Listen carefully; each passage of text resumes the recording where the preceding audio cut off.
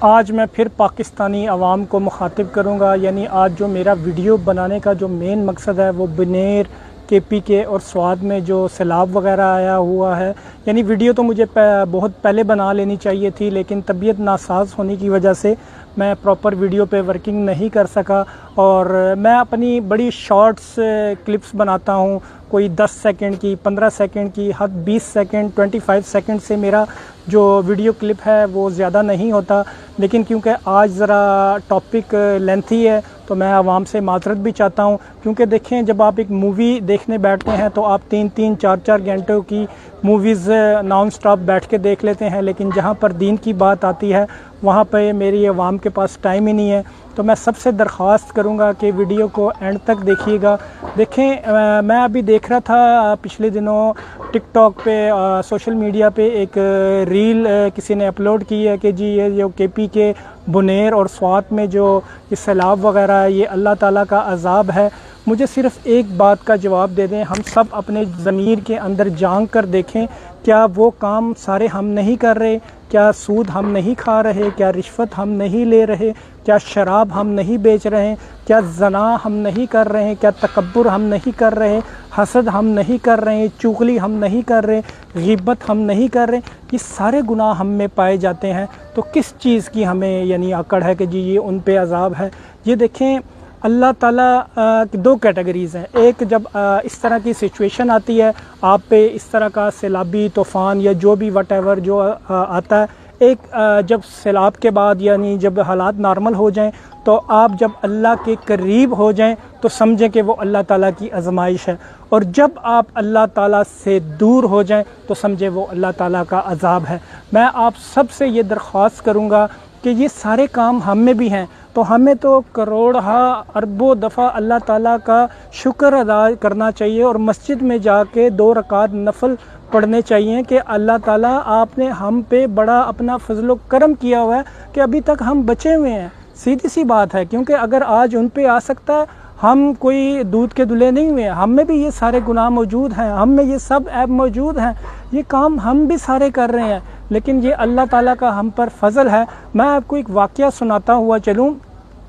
موسیٰ علیہ السلام اپنی قوم کو واعظ اور نصیحت کر رہے تھے، تبلیغ کر رہے تھے، اللہ تعالیٰ کی طرف دعوت دے رہے تھے کہ اللہ تعالیٰ کی طرف آؤ، یعنی تم پہ فلاں فلاں عذاب آئے گا۔ اتنے میں مجمع میں ایک شخص کھڑا ہوا اور اس نے موسیٰ علیہ السلام سے مخاطب ہو کر کہا کہ میں تو جتنے گناہ کر رہا ہوں، میرے مال میں، دولت میں، رزق میں، جائیداد میں میرا تو ڈبل اضافہ ہو رہا ہے، تو یہ کس چیز کا عذاب ہے؟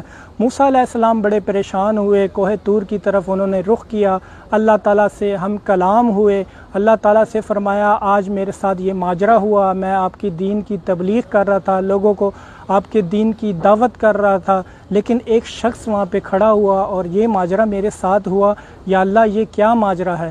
اللہ تعالیٰ نے فرمایا اے موسیٰ، میرے جو عذاب کے انداز ہیں وہ مختلف طریقے سے ہیں، اور اس وقت جو اس شخص کو میں نے عذاب دیا ہوا ہے وہ میرے عذابوں میں سے ایک سخت ترین عذاب ہے۔ یعنی دیکھیں میں بندے سے سجدے کی توفیق چھین لیتا ہوں، تو اللہ کے دربار میں نفل پڑھیں، شکرانے کے نفل پڑھیں، نوافل پڑھیں، اور اللہ سے اپنے گناہوں کی معافی مانگے۔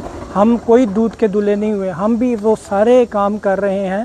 اللہ ہم سب پہ اپنا کرم فرمائے، رحم فرمائے۔ اور دیکھیں ابھی کچھ دنوں بعد 12 ربیع الاول آنے والی ہے، میں آپ لوگوں کو 12 ربیع الاول منانے سے قطعاً منع نہیں کرتا، لیکن میں پھر بات وہی کروں گا، کیا جو ہم 12 ربیع الاول کو ہماری عوام، جو ہماری نیشن جس طرح وہ سیلیبریٹ کرتی ہے، اپنے ضمیر کے اندر جھانک کر دیکھیں، کیا ہمارا دین، ہماری کتاب، اللہ تعالیٰ یا ہمارا نبی یا صحابہ یا ولی یا جو بھی ہمارے جتنے بزرگ اولیاء گزرے ہیں، کیا ہمیں کوئی اس چیز کی اجازت دیتا ہے کہ ہم 12 ربیع الاول کو اس طرح بتائیں؟ مجھے یہ بتائیں 12 ربیع الاول کو کون ہے جو 5 وقت کی، کتنے % لوگ ہوں گے جو 5 وقت کی نمازیں مسجد میں جا کر ادا کر رہے ہوں گے، یا گھروں میں نفل پڑھ رہے ہوں گے، اللہ سے دعائیں کر رہے ہوں گے، لوگوں کی مغفرت کے لیے، اپنے خاندانوں کے لیے دعا کر رہے ہوں گے۔ دیکھیں اپنے دوستوں کے لیے، رشتہ داروں کے لیے دعائیں مانگیں، نفل پڑھیں۔ کس کی دعا کس کے حق میں کب قبول ہو جائے یہ اللہ ہی بہتر جانتا ہے۔ لہٰذا 12 ربیع الاول آپ ضرور سیلیبریٹ کریں اور اس کو دین کے دائرے میں رہ کے سیلیبریٹ کریں۔ اور جس طرح آپ دیکھیں 14 اگست ابھی منایا گیا، ریسنٹلی گیا، اور وہی کرتوتیں بائکوں کے سلنسر اتارے ہوئے ہیں، رقص کر رہے ہیں، ڈانس کر رہے ہیں۔ یہ کیا ہے؟ ہمارا مذہب ہمیں اس چیز کی اجازت نہیں دیتا۔ اب میں نے ایک نیا لاء پڑھا ہے کہ جی ہمارے جو عدالتی نظام نے ہے، انہوں نے جو بوائے فرینڈ گرل فرینڈ کا جو نظام ہے اس کا آئین بھی پاس کر دیا ہے۔ یہ کیا ہے؟ ہمارا مذہب تو ہمیں نکاح کی اجازت دیتا ہے نا، ہم نے نکاح کو پروموٹ ہی نہیں کر رہے نا۔ ہم زنا، یہ دیکھیں بوائے فرینڈ گرل فرینڈ کیا ہے؟ یہ سیدھا زنا کی طرف دعوت ہے بھائی، سیدھی سی بات ہے۔ جب آپ نکاح میں لے کے آئیں گے، آپ نے گھر کے اخراجات دینے ہیں، بجلی کے بل دینے ہیں، جب آپ کے بچے ہو جائیں گے ذمہ داریاں آپ پہ آ جاتی ہیں نا۔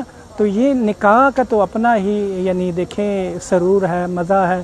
تو دیکھیں میں اپنی گورنمنٹ لیول پہ بھی درخواست کروں گا کہ دیکھیں سیلاب ہر کنٹریز میں آتے ہیں، جرمنی، کینیڈا، ہر جگہ پہ آتے ہیں، لیکن ان کا ایک مینجمنٹ سسٹم ہوتا ہے، ان کی مینجمنٹ ٹیم اس پہ کام کر رہی ہے۔ اگر فرض کریں ابھی سیلاب آیا تو نیکسٹ ایئر وہ اس پہ ہیوی لیول پہ کام کرے گی۔ تو میں اپنی گورنمنٹ سے بھی یہی کہوں گا کہ دیکھیں اس پہ بالکل سیریس ایکشن لیا جائے اور اس کو ایزی نہ لیا جائے، تاکہ آئندہ آنے والے دنوں میں یا سالوں میں میں تو یہی دعا کروں گا کہ اللہ، بار بار یہی دعا کروں گا، یا اللہ یا اللہ یا اللہ ہمیں اس طرح کے عذابوں سے، طوفانی سیلابوں سے، ریلوں سے ہمیں محفوظ فرما۔ ہم آپ کے امتحان کے قابل نہیں ہیں یا اللہ، ہم وہ مخلوق نہیں ہیں جو اتنی سختیاں برداشت کر سکیں۔